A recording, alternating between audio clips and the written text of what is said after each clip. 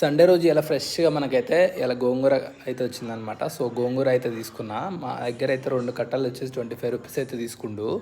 ఇవాళ ఎగ్జాక్ట్‌గా నేనైతే మార్నింగ్ మిల్క్ తాగి 11:00 అయితే కర్రీ అయితే వండడానికి అయితే స్టార్ట్ చేసిన. ఫస్ట్ అయితే పప్పు అయితే ఉడకబెడుతున్నానమాట. సో, తర్వాతకి ఇది ఉడికినాక మన గోంగూర పప్పు మీ అందరికీ తెలుసో తెలీదో.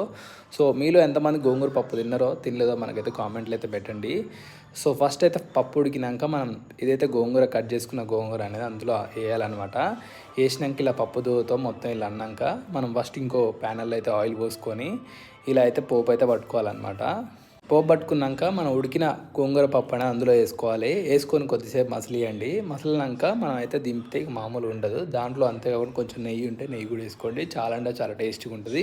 మీలో ఎంతమంది గోంగూర పప్పు అంటే ఇష్టం మన కామెంట్లో అయితే మెన్షన్ చేయండి. నేనైతే తిన్న తర్వాత అయితే టేస్ట్ మాత్రం ఇప్పుడైతే వేడి వేడి అన్నంలో ఇట్లాంటి దాంట్లో తింటే మాత్రం మామూలు ఉండదు. అసలు టేస్ట్ మాత్రం సూపర్.